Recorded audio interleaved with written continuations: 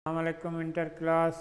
आज हम कंटिन्यू रख रहे हैं डेवलपमेंट को। तो कल हमने एम्ब्रियोनिक इंडक्शन पढ़ा, आज हम पढ़ रहे हैं role of nucleus during development process सारा हम चेक का पढ़ चुके हैं। एम्ब्रियो क्लीवेज से लेकर गैस्ट्रुलेशन, एम्ब्रियोजेनेसिस प्रोसेस। तो न्यूक्लियस जो है बेसिकली ब्रेन ऑफ सेल है, तो सेलुलर एक्टिविटीज़ जो हैं वो सारी under the control of nucleus होती हैं। तो एक एक्सपेरिमेंट किया, एक साइंटिस्ट था हेमरलिंग ने, जिसने एक अलजी थी एसिटाब्यूलेरिया अलजी, और इस अलजी का जो स्ट्रक्चर है, दो स्पेशीज इसके हैं, एसिटाब्यूलेरिया मेडिलेरियन एंड एसिटाब्यूलेरिया क्रेनिलेरिया।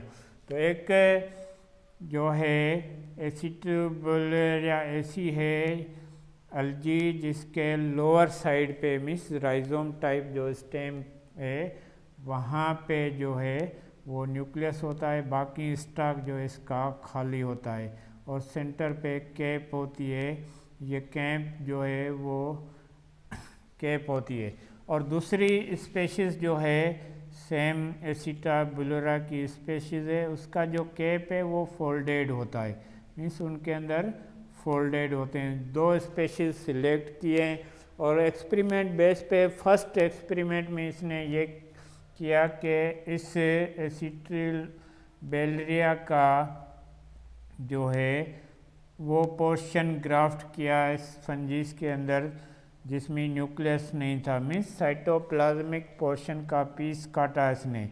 ये पीस जो है वो इंड्यूस कराया, ग्राफ्ट कराया, दूसरे का केप काट के उसके अंदर ग्राफ्टिंग हुई। तो इससे जो न्यू प्लांट प्रोड्यूस हुआ तो वो वही प्रोड्यूस हुआ जिसका फोल्डेड था, मीन्स इस पीस का इस पर कोई अफेक्ट नहीं हुआ। तो इससे ये प्रूव हुआ कि डेवलपमेंट के दौरान बॉडी का स्ट्रक्चर जो बनता है उसमें न्यूक्लियस का रोल होता है, साइटोप्लाज्म का रोल नहीं होता। तो न्यू प्लांट्स जैसे ही जनरेट हुआ तो उसका जो केप है वो फोल्डेड था, क्योंकि न्यूक्लियस इसमें फोल्डेड पोर्शन में था और अनफोल्डेड का जो पोर्शन था उसका सिर्फ साइटोप्लाज्म का पोर्शन कलेक्ट करके ग्राफ्ट कराया गया, तो उसका कोई अफेक्ट नहीं पड़ा। सेकंड स्टेप में इसने क्या किया कि इसी फोल्डेड पोर्शन वाले एसिटाब्यूलेरिया अलजी का वो पोर्शन काटा जिसमें न्यूक्लियस मौजूद था, और न्यूक्लियस मौजूद था। ये पोर्शन जो है वो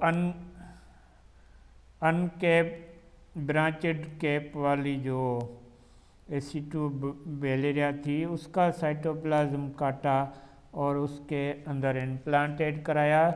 तो जो न्यू एसिटाब्यूलेरिया ग्राफ्टिंग से प्रोड्यूस हुई तो उसका जो कैप था वो अनफोल्डेड था। इससे ये प्रूव हुआ कि डेवलपमेंट के दौरान जो बॉडी का स्ट्रक्चर बनता है उसमें न्यूक्लियस का रोल होता है, क्योंकि जीन्स जो हैं वो क्रोमोसोम्स के अंदर होते हैं, और क्रोमोसोम्स जो हैं वो आगे कंटिन्यू रखते हैं, नेक्स्ट जनरेशन में मेन रोल प्ले करते हैं, जीन्स भी उसके अंदर होते हैं।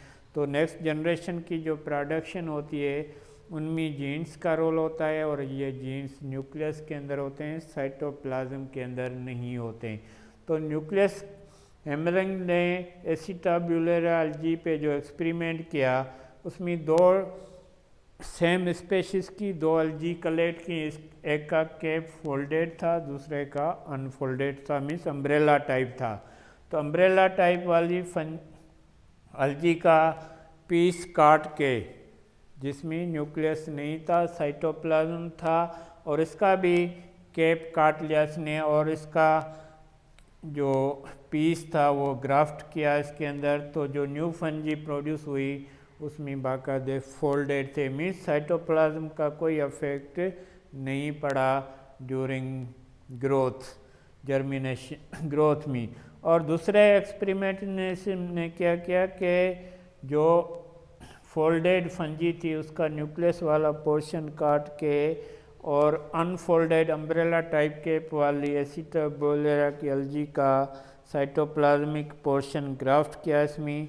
तो न्यू फंजी जो जो न्यू अलजी जो प्रोड्यूस हुई वो अम्ब्रेला टाइप स्ट्रक्चर वाली प्रोड्यूस हुई। इससे ये प्रूव हुआ कि साइटोप्लाज्म का कोई रोल नहीं है ड्यूरिंग डेवलपमेंट। जब डेवलपमेंट होती है तो पहले तो क्लीवेज स्टार्ट होती है लाजमी, उसमें सेल डिवाइड हो रहे हैं सिमिलर साइज शेप वाले। उसके बाद सेल डिफरेंटिएशन प्रोसेस में जब न्यू ऑर्गोजेनेसिस में ऑर्गन सिस्टम बनना शुरू होते हैं तो उनमें मेन रोल जो है जीन्स का होता है। जीन्स ऑफ एंड ऑन होके पूरा स्ट्रक्चर मेंटेन रखते हैं एम्ब्रियो की फॉर्मेशन के दौरान, और उसमें सारा न्यूक्लियस का रोल होता है और उसमें साइटोप्लाज्म का कोई रोल नहीं होता। तो आज हमने रोल ऑफ न्यूक्लियस पढ़ा, कल role of cytoplasm during development पढ़ेंगे।